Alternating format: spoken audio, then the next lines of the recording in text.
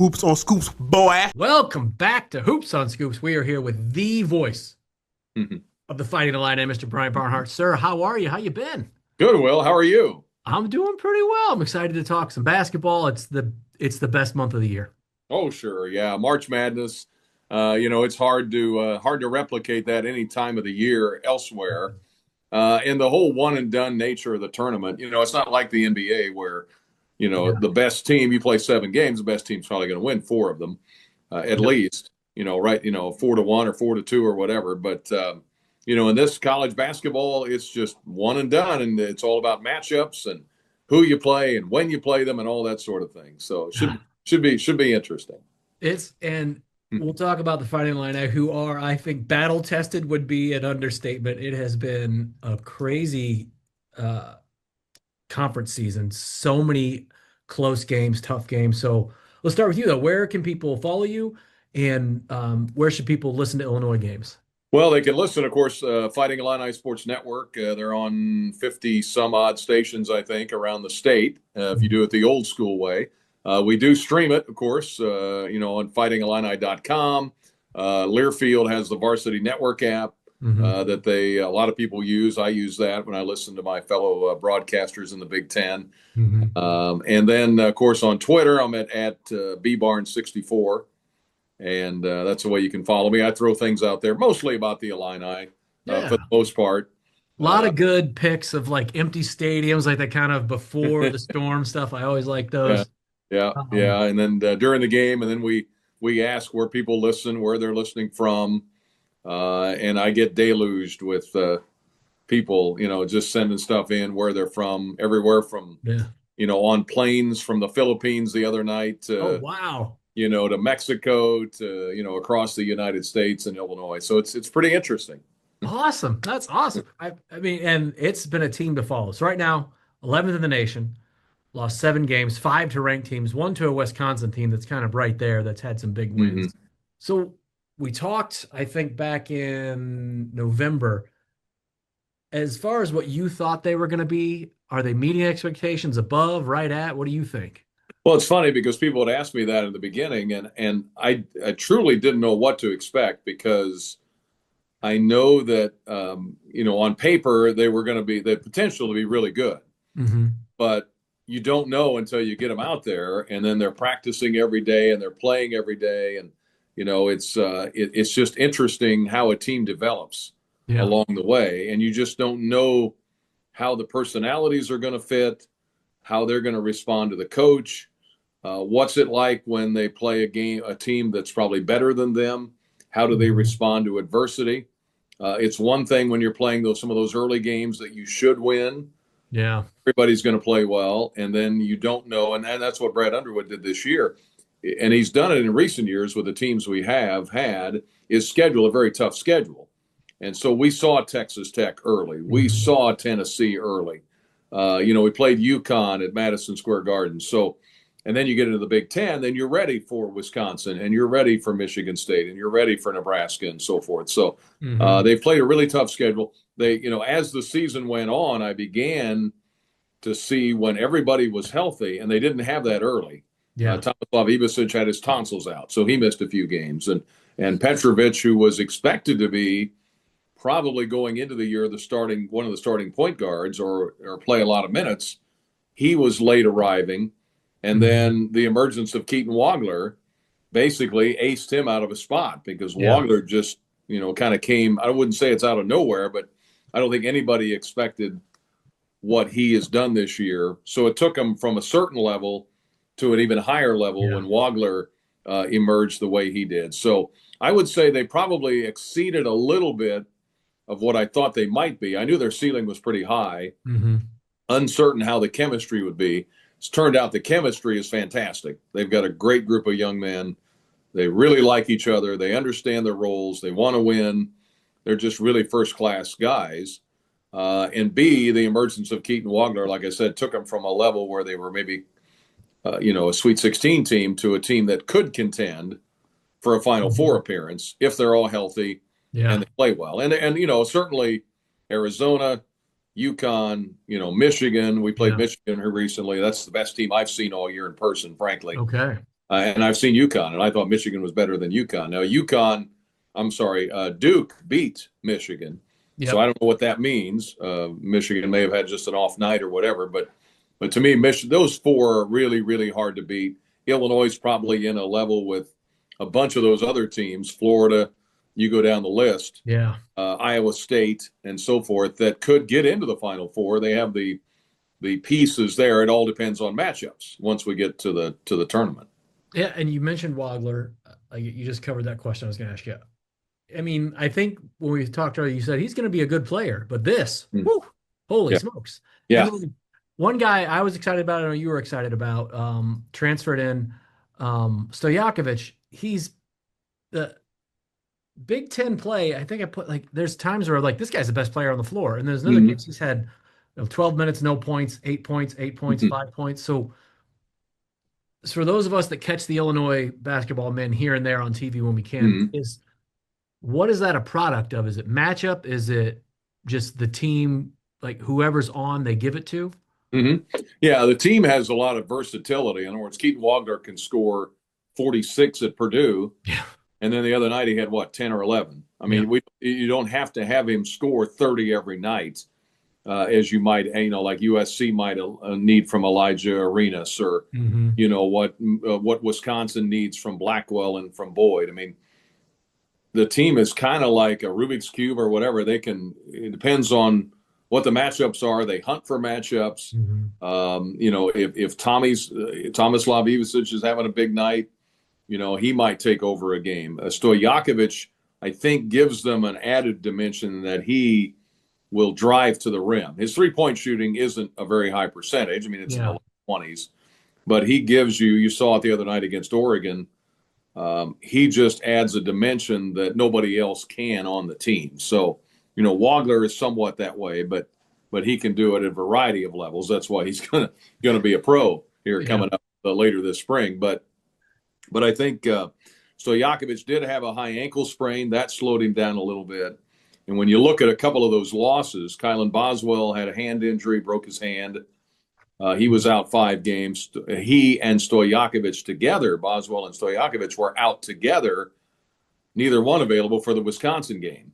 So they basically played 6 guys. They still scored 90 points. They should have won, but they lost that game at home. So, yeah, Andre he is definitely a scorer. He's wired to be that way. Of course, his dad was a really good player. And I think he's improved a lot defensively from where he was at the start of the year. But I think it's more a case of there's just so many different ways this team can score that, they don't necessarily need him every night to score 22 points or whatever he gets. But the other night when he does, usually we win by a big margin when that happens.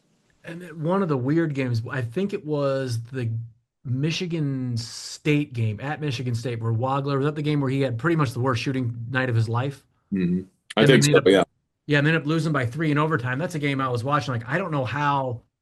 It's just a testament to what you said, how they kept that game close. He was shooting so poorly. Had a good game, affected the game, but just could not shoot, and then lose that one, a 3-point game at Michigan State in overtime. That's, it's a loss, but I mean, come on. Yeah. It's so good. Well, there was a couple of things with that. The Michigan State had lost, I think, 2 or 3 in a row coming into that game.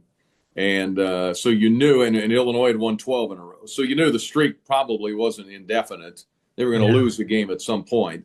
And then Tom Izzo's team's got its back to the wall, and he always has them ready when they're like that. When they're a little bit desperate, they're really dangerous. And they really, like you said, Keaton didn't have a great shooting day, and yet they're probably a rebound away from winning that game. They had a chance to grab a rebound on a miss. Kerr Tang got open again, hit a 3 that helped Michigan State win that game by 3. So, yeah, that was a tough game for Keaton, but he's had very few of those. Now, Michigan State kind of started giving people the book, okay, how can we slow down Keaton Wagner? And they run people at him, and they're physical with him. And that's what a lot of teams have tried to do to Keaton Wagner, is really beat him up is too strong. But, they hammer on him quite a bit. And he still doesn't have his grown man body yet. He's 18, 19 years old. So, yeah. And what I saw the other night was we were playing Michigan. Yaxel Lendeberg was on him most of the night. And Yaxel, I think, is 24 years old, and he's a grown man. Yeah. and he's going to be in the NBA. And he was guarding this 6'6", 180-pound freshman who just turned 19 recently. And Yeah. so you had a snapshot. Now Keaton wound up with 23, but Landeborg made him work all night long for everything he got. Oh, It was wow. just, it was a man against a boy there almost. I mean, in the sense of age and experience and size, Yeah. and yet Keaton still wound up with 23, which tells you how good he is, just because Jeez. of what he did with a guy all over him all night long. Yeah, he's going to be signing a contract pretty soon. So Mm. go back to Michigan State. So Tom Izzo, I've only ever seen him on TV. Is he as intense as he looks in person when you're there on press row? Yeah, he's Okay. pretty much he's pretty much going all the time. Yeah, Uh, he's got a motor. yeah, he does, but he's a great guy when you talk to him privately. I mean, Yeah. he's awesome to visit with. Oh, okay. No, he's Yeah. pretty intense. He works the officials, and I think I think the officials are aware that he's there, and they probably listen to him on occasion. Yeah. If you're talking all the time, there's probably something that they'll discover at some point. Yeah. That's a But but good way to put it. but the respect I have for Tom is immense because, and we're seeing it again every time. Late February, they might Yeah. stumble through December, and they might lose two or three here, and then when late February comes in March, they just, Yeah. I don't know what it is. They hit another gear, and even some of his teams that haven't been the best of his teams wind up in the Final Four somehow, and it's amazing to watch. He can, if you have a coach for one game, you might Yeah. find guys just as good, but I don't know if you're going to find Mhm. anybody better. Right. And then they have one game left against Maryland. I am assuming a win there, but you never know. It's Big Ten basketball. Mhm. What is your gut telling you about the bloodbath that is going to be the Big Ten tournament? Well, I think it's interesting because they now have all 18 teams there, which so by the time Illinois, if it works out, if they can take care of business against Maryland, which I expect Yeah. them to do, but you never know, then they'll definitely won't play till Friday, and Mhm. so you're in the quarterfinal round before you even start, and by that time, over half the teams will be gone. Yeah. So a lot of the teams that have struggled this year now, I could see a team, for instance, like, you've got the heavyweights. Michigan obviously is going to be the top seed, and Illinois is going to be in that top four, and Michigan State. And Nebraska has struggled a little bit here at the end, Mhm. but they're going to be in that top four, I would assume. But I could see a team like Minnesota, who's kind of tricky to play because they're so Okay. different. They do so much cutting and the Princeton style offense, and they Mhm. throw a bunch of, they slowed Michigan down to a crawl the Hmm. other night. They just ran out of gas. They're only playing with six guys, basically. But I could see a team like UCLA sneak in there Yeah. into the quarterfinals. I could see, Ohio State's playing better lately. I don't know if they've got enough to get there. But, when you have those heavyweight teams at the top, Purdue finally got a win against Northwestern last night up in Evanston, but they had lost a couple in a row, and they've been skidding a little bit here at the end of the year. But there's Yeah. some heavyweight teams in there, but it wouldn't surprise me to have somebody other than those top four get into the semifinals. Uh, Okay. I I mean, think, yeah, you got Michigan's third in the nation, Michigan State 8, Nebraska 9, Illinois 11, Purdue 15. Then you have, Wisconsin's got 21 mhm, wins, UCLA's got 20, Iowa's got 20. yeah. It's just, yeah, that is going to be a fun tournament to watch. So let's say a week from this coming Sunday, it's Selection Sunday. Where do we see Illinois going? I mean, this team can be a second or third weekend team. Oh yeah, I definitely think so. I mean, I think right now, as it sits today, they would be ticketed for St. Louis, I would assume, especially if they stay in the number two spot. Yeah. Two or three. I mean, you just want to stay out of the four spot if you can, if you're in that position. Yeah. And for some years that we weren't even in the tournament or trying to get in as a 12 or 11. So, this has been a great stretch here under Brad Underwood to even be, trying to figure out where you're going to go. But Hmm. right now, I think they're in pretty good shape if they win the Maryland game, especially, and win a game or two in the Big Ten. I think they almost would have to wind up in St. Louis. It just Hmm. kind of depends. I mean, Michigan is going to probably be the number one seed in the Midwest. In Hmm. Chicago, which is where the Sweet 16 is, and the Elite Eight. I think Okay. Buffalo feeds into that. The Midwest is one region. I don't know where else it come from, but Yeah. yeah, but I could see Michigan being in Buffalo, potentially Illinois and St. Louis. but Michigan would get the Chicago region. Only Illinois would have to go somewhere else, east or west, depending Okay. on DC or something like that. But it'd be great to be in St. Louis. Now, if they were to stub their toe against Maryland, or slip out early in the Big Ten tournament, well, then you'd have it. It depends on what teams do around you. Yeah. Another regional site, I think, is Oklahoma City, and if you're looking at that, like Nebraska might wind up there. Yeah. Iowa State, I suppose, could wind up there, for example. And so it depends where they're geographically trying to get teams where they are, especially those higher seeds, and mix and match. Of course, you can have different regions in different pods, I guess, or different pods in different regions. Yeah. So less anyway, travel, it seems. I think the odds are pretty good they'll be in St. Louis, barring tripping up here at the end. That would be great for the fan base, a lot of travel. And I know they want teams to go less distance, less charter flights, things like that. But also, you watch some of these early games and you have, I don't know, like a Pepperdine playing somebody and they're in Charlotte, so it's always like, why is this game here? Like, no one's going to come to this. Yeah. So for a TV show and for a product, just smart to keep them near where their people are. Sure, that definitely helps. Some of these sites, it depends on the site. I've been to first round games where the arena at the start, the 11 o'clock game on Thursday is 2/3 full or half full, and I've been in other arenas where it's jammed.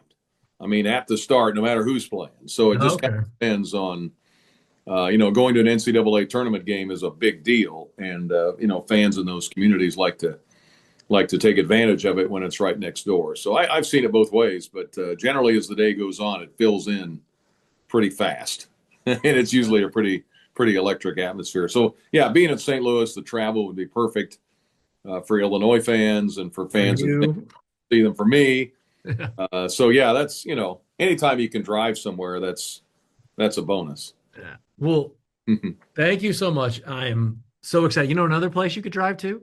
Indianapolis. Yeah, I would take that. Just saying, that'd be a good drive for you in a few weeks. Yeah, that'd be awesome to be over there. We actually played the Big Ten tournament in there the year they had COVID. Oh, the 2020-21 year. Yeah. What a weird year. Yeah, they played, and that was the first year. What was funny about that was Illinois, they won the tournament, the Big Ten tournament. That was the year they had finished behind Michigan percentage-wise for the Big Ten title, even though Michigan played fewer games because of COVID.